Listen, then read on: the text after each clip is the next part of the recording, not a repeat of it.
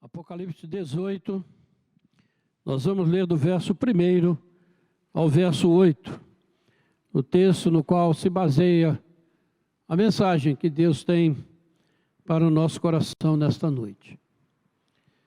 Diz assim a palavra de Deus: depois destas coisas, vi descer do céu outro anjo, que tinha grande autoridade, e a terra se iluminou com a sua glória. Então exclamou com potente voz, dizendo: caiu a grande Babilônia, e se tornou morada de demônios, covil de toda espécie de espírito imundo, e esconderijo de todo gênero de ave imunda e detestável. Pois todas as nações têm bebido do vinho do furor da sua prostituição. Com ela se prostituíram os reis da terra. Também os mercadores da terra se enriqueceram à custa da sua luxúria. Ouvi outra voz do céu dizendo: retirai-vos dela, povo meu, para não serdes cúmplices em seus pecados e para não participardes dos seus flagelos. Porque os seus pecados se acumularam até o céu, e Deus se lembrou dos atos iníquos que ela praticou. Dai-lhe retribuição, como também ela retribuiu. Pagai-lhe em dobro, segundo as suas obras, e no cálice em que ela misturou bebidas, misturai dobrado para ela.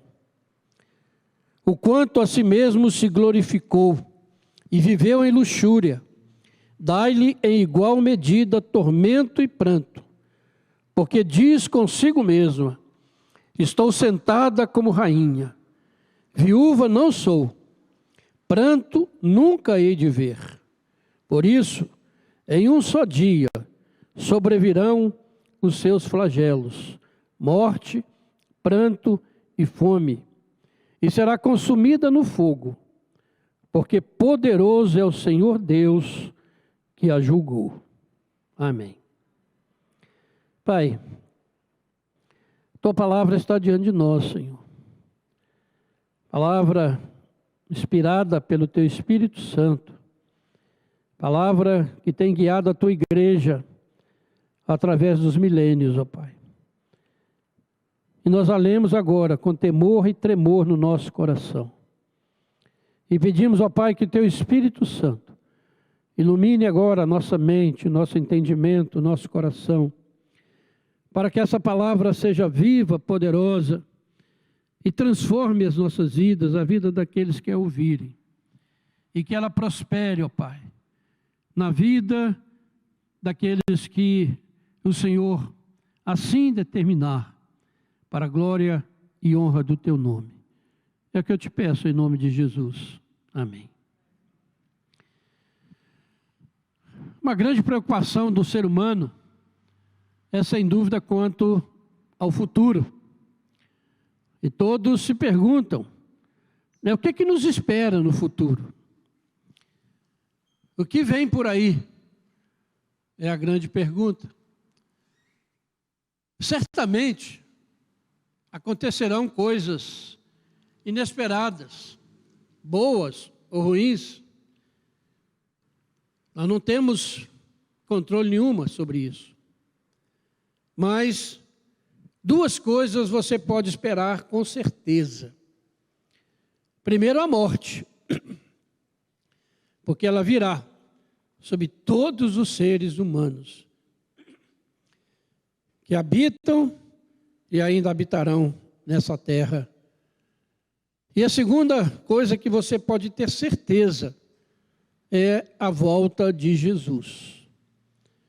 Duas coisas. Podemos não saber de nada que vai acontecer amanhã, mas duas coisas você pode ter certeza no seu coração.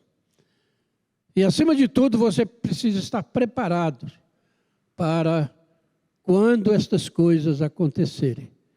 Não cheguem até você de modo inesperado, porque nós temos a palavra de Deus, guia seguro para a nossa vida. O livro do Apocalipse foi escrito pelo apóstolo João por volta do ano 100 da era cristã, o último livro do Novo Testamento. E logo no início, no versículo 1, ele diz o seguinte, que Apocalipse é a revelação de Jesus Cristo, que Deus lhe deu para mostrar aos seus servos as coisas que em breve devem acontecer, e que ele, enviando por intermédio do seu anjo, notificou o seu servo João. Apocalipse significa isso, revelação. Apocalipse não significa destruição, catástrofe, como muita gente coloca por aí, né? Mas é revelação. Revelação de Jesus Cristo. Sobre as coisas que em breve devem acontecer. Então, se você quer saber mais alguma coisa sobre aquilo que está determinado sobre essa terra, você deve ler, estudar sobre o livro de Apocalipse, né? Mas tenha cuidado, porque tem muita bobagem, inúmeros livros sobre escatologia, aí ao alcance da mão, mas que trazem uma perspectiva escatológica não bíblica, e confunde, e apavora, e traz mais mal do que bem. Precisamos estudar, mas consciente.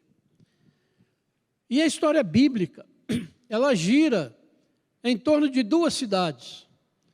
Jerusalém, a cidade santa, e Babilônia, a civilização contrária a Deus. A civilização que quer se salvar a si mesma, quer chegar ao céu por si mesma, e despreza completamente a Bíblia e o próprio Senhor. Babilônia é aquela mesma Babel de Gênesis, e que iriam fazer aquela torre para chegar ao céu pelos seus próprios esforços. E esse espírito da Babilônia é o que prevalece no nosso mundo até os nossos dias. Domina a civilização humana sem Deus. Quer chegar ao céu para se tornar o seu próprio Deus. Essa é a Babilônia que a Bíblia fala. E Apocalipse fala muito, e durante o cativeiro, os profetas falaram muito sobre Babilônia. E a Bíblia diz, de uma maneira muito clara também, que no tempo próximo à volta de Jesus, essa rebelião contra Deus e contra Jesus vai chegar a um ponto, a um cume, onde Deus intervirá de modo soberano. E se você ainda não percebeu, é isso que nós estamos vivendo hoje. Não pense que o ser humano tem mais onde pecar, pior do que já está pecando. Chegou ao cume. E não tenha dúvida sobre isso, em nome de Jesus. Acorde para a realidade que nós estamos vivendo. Deus está gritando aos nossos ouvidos. O apóstolo Paulo, em 2 Tessalonicenses, capítulo 2, ele diz que o anticristo vai aparecer no cenário mundial durante, ou logo depois, a apostasia da igreja. Ou seja, quando a igreja começar a desprezar a palavra de Deus escrita, dada ao homem, quando a igreja começar a adotar padrões do mundo, quando a igreja se igualar ao mundo no pecado, na aceitação do pecado, isso é apostasia. É você se afastar da fé cristã, professada pela igreja durante 2000 anos, e baseada na Bíblia. Quando a igreja começa a se afastar disso, ela entra naquilo que é chamado de apostasia. E para ficar bem claro isso, irmãos, pastor Jefferson também citou isso no sermão pela manhã. Foi noticiado que mais uma igreja, aprovou o casamento entre pessoas do mesmo sexo. Isso aconteceu na igreja metodista do Reino Unido, aquela igreja fundada por John Wesley. Admitiu, vai celebrar agora, como fruto da diversidade e da liberdade. No Brasil, pastor Jefferson não citou de manhã, mas eu vou citar o nome da igreja. A igreja evangélica de confissão luterana, uma igreja histórica, celebrou o dia do orgulho LGBTQI+, né? Mudando o sentido de Gênesis 1, 31. A nossa versão, ao meio da revista e atualizada, diz: viu Deus tudo quanto fizera, e eis que era muito bom. E eles transformaram isso, escrevendo: e viu Deus toda a diversidade que tinha feito, e eis que era muito boa e bela. Veja essa ênfase na diversidade, que é um dos lemas de todo esse movimento mundial. Diversidade, tem que se orgulhar dela, tem que defendê-la. Chegar ao ponto de mudar até a própria palavra de Deus. Ainda nessa igreja, uma outra notícia, que vem escrita assim: ocupando espaços. E vou ler literalmente o que está escrito. No último dia, 1º de maio, a Juventude Evangélica do Sínodo Sudeste elegeu a nova coordenação para o próximo biênio. Inclusive, a primeira mulher trans em cargo de liderança no sínodo. Entre parênteses, até onde sabemos, a primeira na igreja. O que é isso, irmãos? Senão apostasia. O que é isso? Se não se afastar dos valores do reino de Deus, da Bíblia. Aonde mais tem para ir? Que afronta maior podem fazer a Deus, dizendo que Deus errou. Quando o Gênesis diz que Deus os criou, homem e mulher, macho e fêmea os criou. E alguém agora diz que, olha, eu não me identifico com o que eu sou. E quer inculcar isso nas crianças, dizendo que elas não nascem menino ou menina.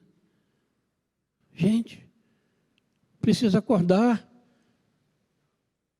Talvez você estranhe, né, que eu tenho batido nessa tecla, e os pastores da igreja também, mas a coisa chegou num ponto que não dá para ficar indiferente.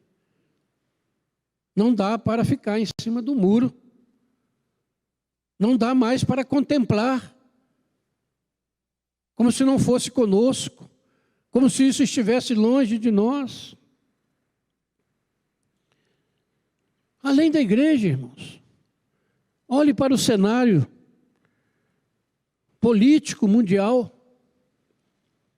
onde as ideologias humanistas de esquerda, que desprezam a verdade bíblica e defendem ideias e atitudes opostas aos valores do cristianismo, e vem ocupando espaço cada vez maior nas redes de televisão, na mídia, e infelizmente até dentro da igreja.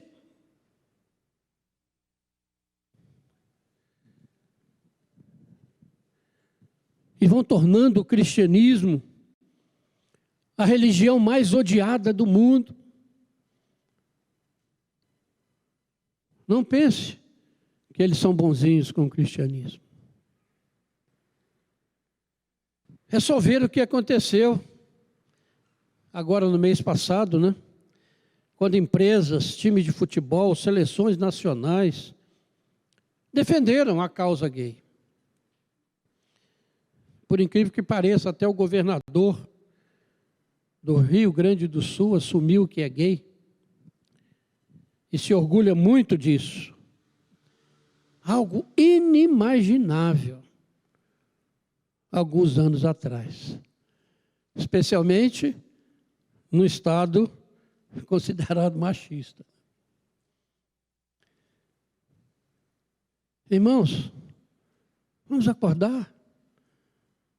A coisa está complicada. No Brasil, você vê que todos os partidos de esquerda fazem tudo para derrubar o presidente eleito, que é contrário às suas causas. E eu não estou defendendo, não sou esse nome que eu não quero falar, porque depois vão dizer que eu estou fazendo propaganda. Mas por que contra todos esses movimentos? Porque tirou o dinheiro dessas ONGs que defendem isso, querem derrubá-lo. E por pior do que isso, tudo bem, se for no caso político, é problema deles lá. Mas é que isso entrou dentro da igreja. Entrou dentro da igreja. Porque evangélicos e evangélicas progressistas desobedecem o estilo bíblico de orar pelas autoridades, como fez o presbítero Fábio há pouco. Orando pelas autoridades, eles estão querendo derrubar as autoridades. Indo contra o ensino da palavra de Deus. Autoridades que foram eleitas, legitimamente constituídas. Uma pessoa crê no Deus soberano, que dirige todas as coisas, ou ele crê nele, que ele é capaz de mudar, que é o espírito da Babilônia, que não se submete à soberania de Deus, mas quer ser o próprio Deus e dirigir as coisas. Eu não gosto disso, eu gosto daquilo, eu não gosto daquilo. Eu. E não Deus soberano. Ontem todos nós tivemos notícia de uma manifestação contra o governo, que é chamada na mídia de democrática. E eles quebraram algumas coisas lá em São Paulo. No noticiário que eu vi, disseram que eles tinham quebrado uma agência bancária. E só. Mas com muito respeito. Mas hoje, chegou a notícia que eles tinham quebrado a entrada do Instituto Presbiteriano Mackenzie, uma instituição da Igreja Presbiteriana do Brasil, uma das maiores universidades da América Latina. Invadiram, quebraram, destruíram, puseram na porta, picharam lá o símbolo do anarquismo e a foice e o martelo.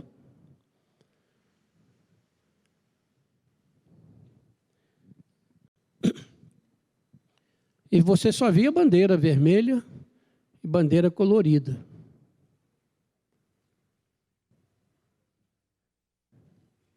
Por isso, irmãos, quem apoia esse tipo de coisa, quem posta nas redes sociais, fora fulano, está apoiando isso. É a mesma ideologia, não pense que você é diferente, não. Está apoiando isso. É do mesmo lado. E isso é coisa de cristão, que se diz bíblico.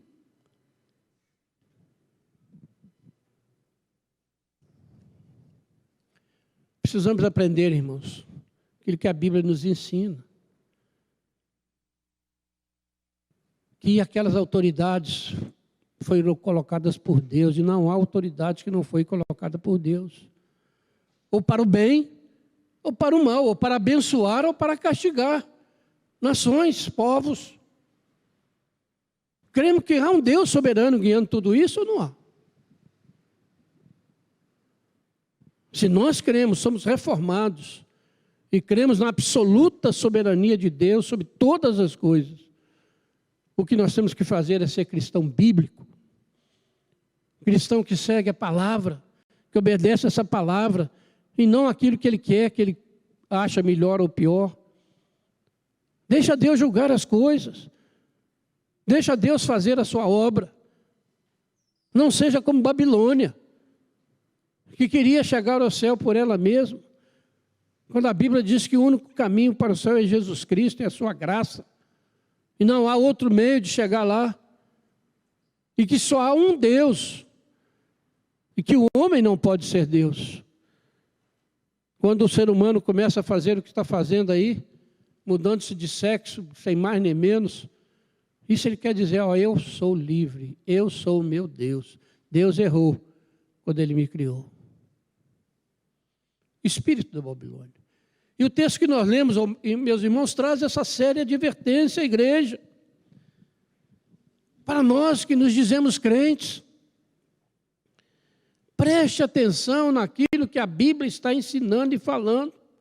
Não nos comentários dos especialistas da televisão, por favor, em nome de Jesus. Vejam aí a sua Bíblia. Ela está aberta aí. Eles gostam de projetar os versículos aqui, né? O pessoal está ficando preguiçoso, né? Em vez de procurar na Bíblia, vai ler o que está escrito aqui, né? Mas vale, né? Verso 1 e 2. Fala de um anjo poderoso, que tem grande autoridade e que traz uma mensagem muito importante para a humanidade. Fala da queda da Babilônia. E diz, caiu a grande Babilônia. Ou seja, ela está profetizando e usando o verbo no passado de alguma coisa que ela tem certeza que vai acontecer.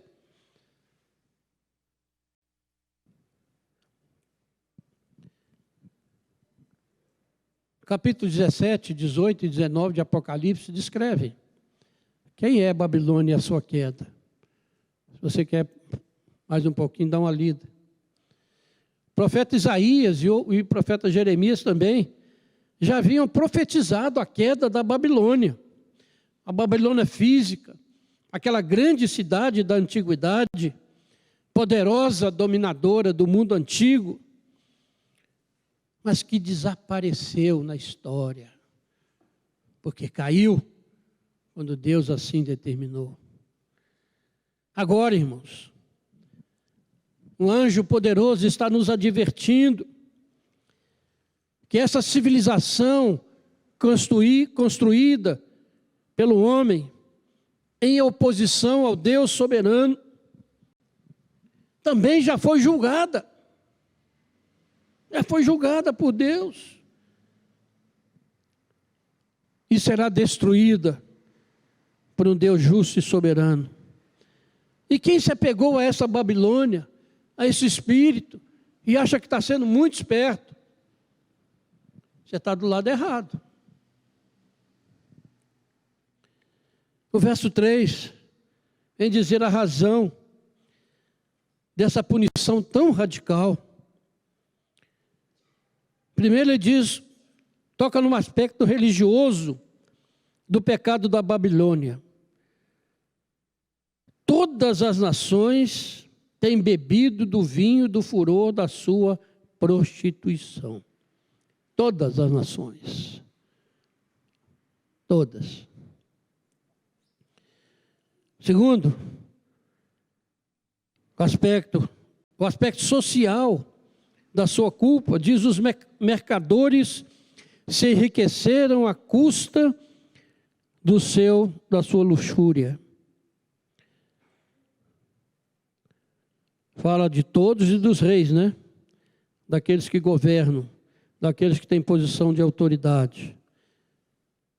Esse vinho do furor da sua prostituição, que as nações e os reis beberam, espiritualmente falando, consiste em pecar deliberadamente contra Deus e agir como se Deus não existisse. Isso é que é beber. Tal pecado, irmão, jamais será perdoado, porque ele enfrenta a ira divina e conduz à morte espiritual e eterna.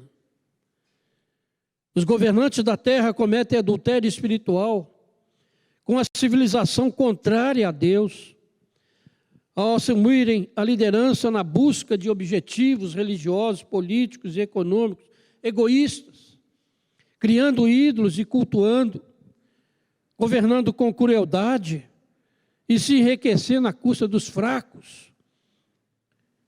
E, acima disso tudo, desprezando e debochando do Deus Criador. Sem dúvida, o comércio mundial é muito importante. O Brasil tem se beneficiado bem dele, né? E contribui para a melhora da vida. Mas quando a cobiça, a ganância, né, que Paulo chama de idolatria, sobe para a cabeça dos mercadores, e eles violam os direitos dos mais frágeis, a ira de Deus desce sobre aqueles que servem a este ídolo. Colossenses 3, verso 5 e verso 6 fala isso. A punição vem sem falta. Aí nós chegamos aos versos 4 e 5 do texto lido, onde vem de novo dizendo, ouvi uma voz do céu. Veja a diferença. Primeiro ele viu descer um anjo. Agora ele ouviu uma voz do céu. É uma advertência para os crentes. É uma voz dirigida à igreja. A voz que vem do céu. A séria ordem. Retirai-vos dela, povo meu, para não serdes cúmplices em seus pecados e para não participardes dos seus flagelos, porque os seus pecados se acumularam até os céus. Que ordem, que ordem.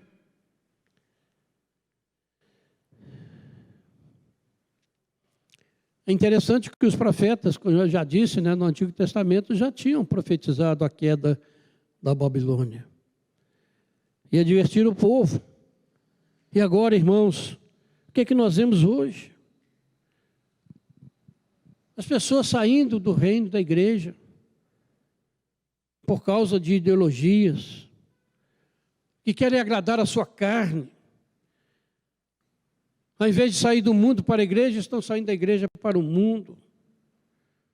E adotando os padrões de comportamento deste mundo. Os exemplos que eu dei foram os mais radicais, mas em tantas coisas menores, no dia a dia, quantos têm saído da igreja para seguirem coisas deste mundo, que aparentemente são muito boas e trazem liberdade. Mas a Bíblia nos adverte, retirai-vos dela, povo meu. Atos 2:40 diz, salvai-vos desta geração perversa. 1 Coríntios 6:18 diz, fugi da impureza. 1 Coríntios 10:14 diz, fugi da idolatria. 2 Coríntios 6:17 diz, retirai-vos do meio delas, separai-vos. 1 Timóteo 6:11, tu, porém, homem de Deus, foge destas coisas, foge da ganância. São ordens claras de Deus, da Bíblia. E gente faz o contrário. Ao invés de sair, vai para lá.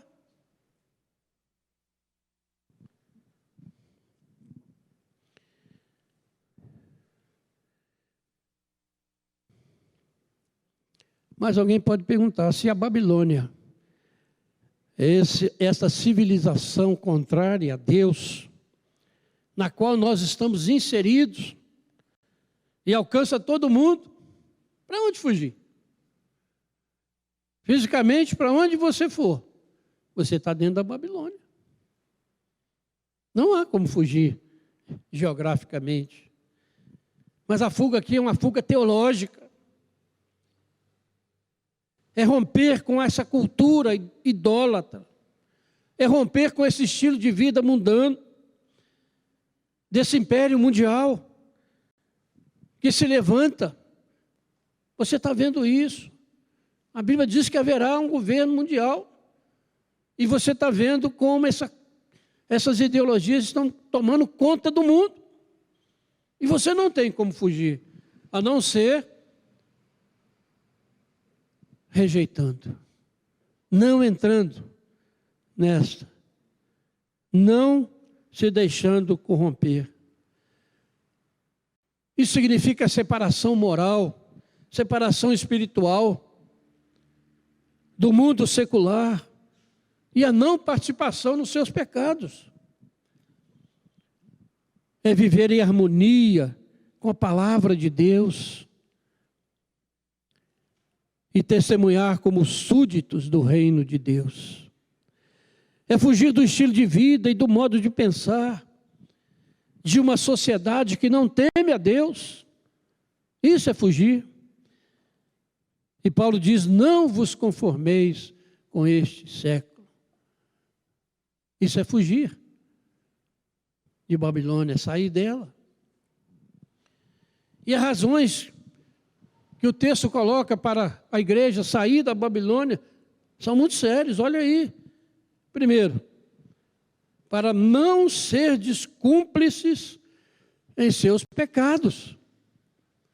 Permanecer na Babilônia é compactuar com seus pecados, é concordar com seus pecados, e até mesmo admirar os seus pecados.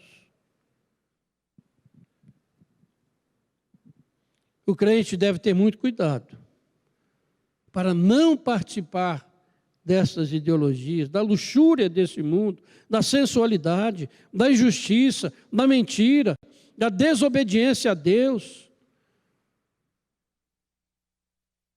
Mas, ao mesmo tempo, o crente deve ter cuidado para não participar do egoísmo dos salvos. Egoísmo dos salvos. Tornando-se indiferente para com o sofrimento e as injustiças da sociedade humana. Muitos estão pecando por amor, por amar mais as pessoas nas suas lutas e dificuldades do que amar a Deus. Mas esse amar a Deus não pode ser desculpa para não participarmos das melhoras, daquelas coisas que podem melhorar a condição de vida. Não podemos nos isolar. Não podemos criar uma sociedade à parte. Mas precisamos estar no mundo para sermos sal e luz do mundo. Para brilhar no meio desta sociedade corrompida pelo pecado. Primeira razão, sair não ser descúmplice. Segunda razão, ainda no versículo 2, para não participar dos seus flagelos. Não receber sobre si o mesmo castigo que esse mundo vai receber. Essa é a promessa de Deus, que aqueles que tiverem a marca de Cristo vão ser preservados, vão ser guardados, não de sofrimentos, de perseguições, mas vão ser guardados na fé, para não negarem a Jesus, para permanecerem firmes até o dia final, porque a perseguição vai ser muito fraca, muito forte. E somente aqueles selados com o Espírito Santo resistirão.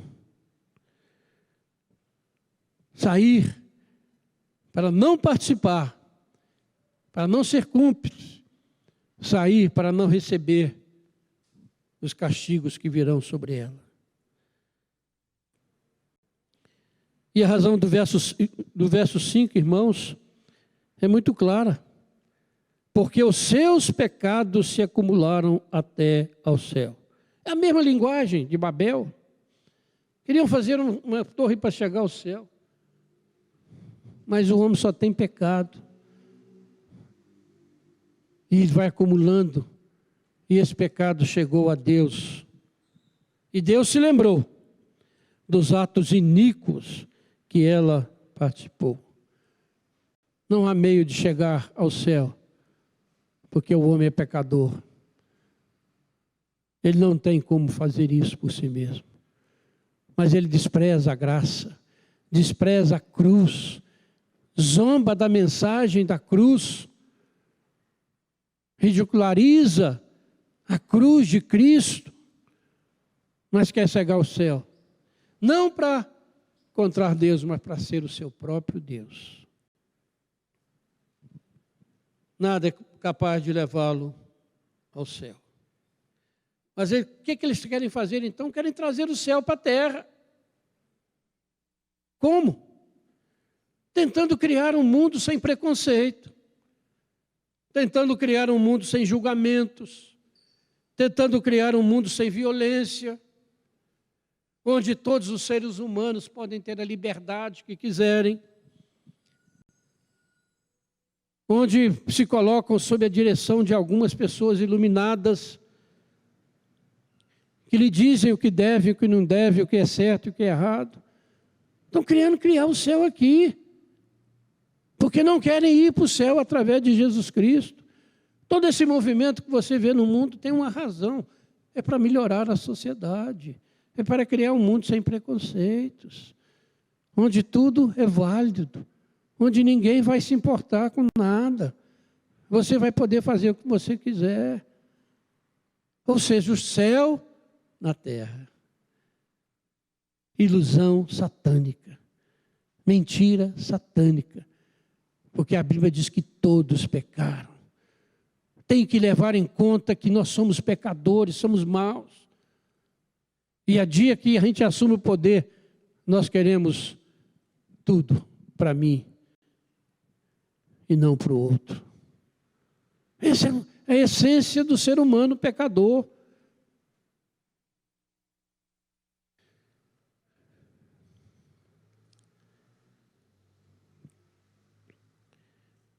E a gente fica se perguntando, né? Quanto mais a humanidade terá que pecar para que os seus pecados cheguem ao cúmulo? Para mim já chegou. Para Deus, também diz que chegaram ao cúmulo. Atingiram o céu. Daniel 8:23 diz que quando os pecados do mundo tiverem chegado ao seu auge, levantar-se-á um rei de semblante feroz, especialista em intrigas, que perseguirá a igreja do Senhor. E você sabe o nome dele? A Bíblia diz por todo lado, o anticristo. Mas o julgamento não tarda, irmãos. Por isso, pergunto de novo, você já notou a velocidade com que o pecado está se tornando norma na nossa sociedade? Eu que tenho um pouco mais de tempo de vida, jamais imaginaria que fôssemos chegar num ponto desse, do pecado sendo publicado, colocado em fotos, defendido, como se fosse coisa muito boa, e não afronta a Deus.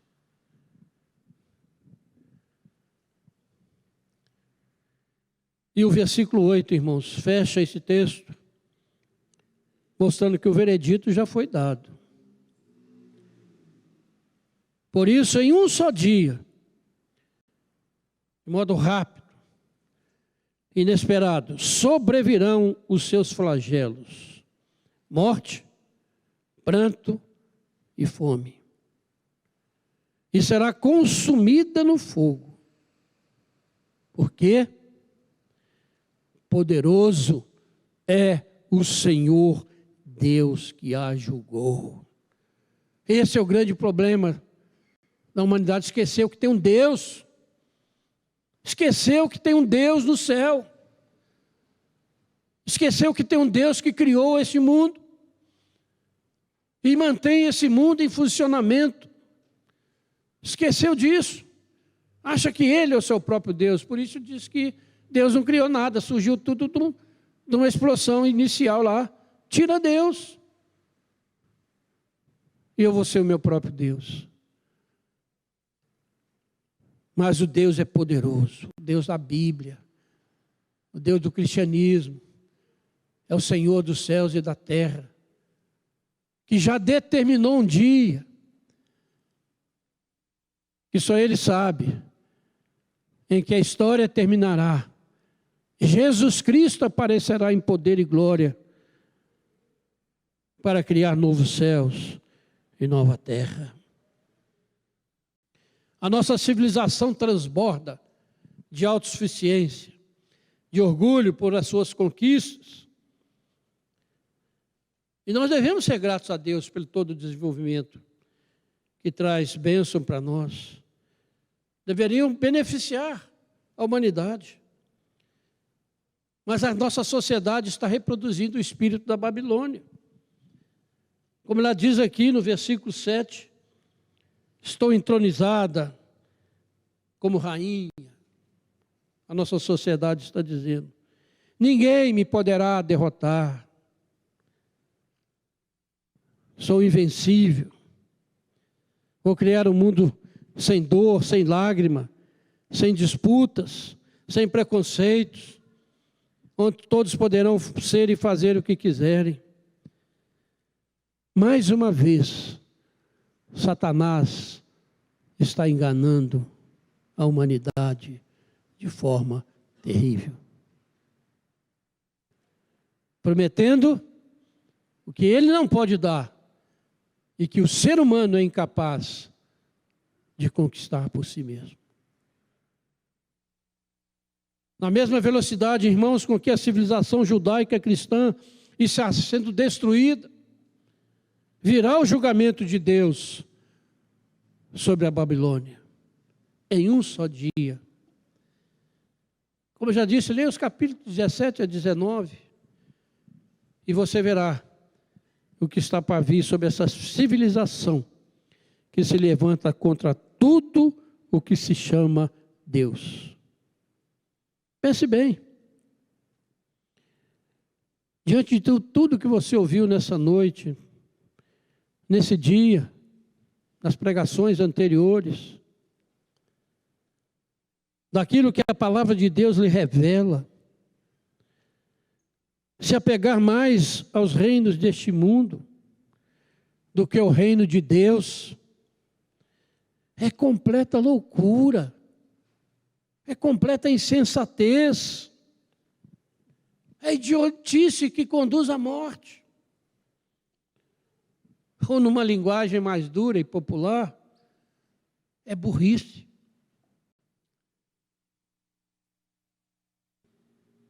Porque essa sociedade está condenada, mas o reino de Deus é eterno. Permanece para sempre. Essa sociedade, irmãos, por mais poderosa que pareça, por mais incisiva na sua rejeição de Deus, passará em breve. Passará em breve, julgada por Deus. E cada um vai escolher em que reino ele estará. A diferença está em colocarmos o reino de Deus em primeiro lugar na nossa vida. Como diz Jesus em Mateus. Colocar o reino de Deus em primeiro lugar em nossa vida.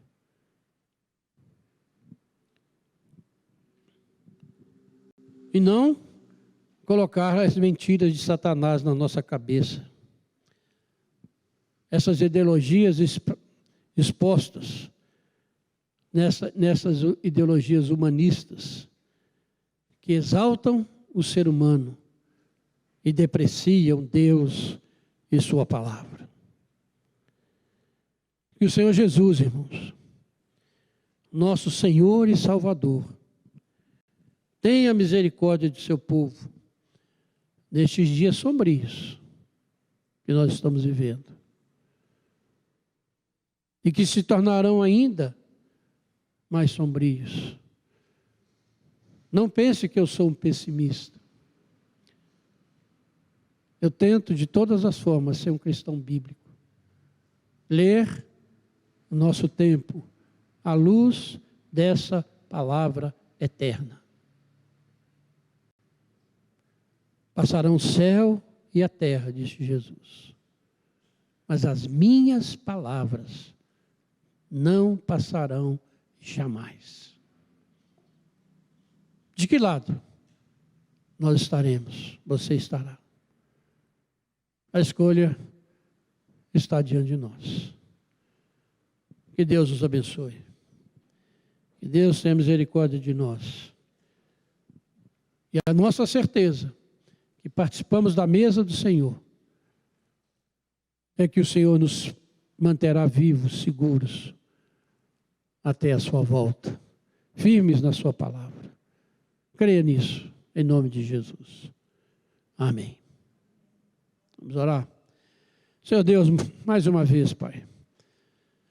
Obrigado pela tua palavra, Senhor. Não minha, mas do Senhor. Porque ela é viva, é poderosa. Eu clamo a Deus que tudo aquilo que foi colocado aqui nessa noite venha ser realmente do Senhor, como eu tenho certeza que veio.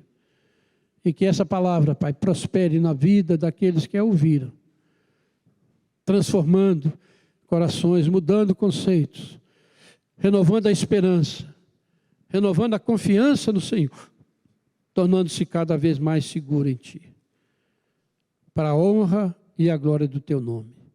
É que eu te peço em nome de Jesus. Amém.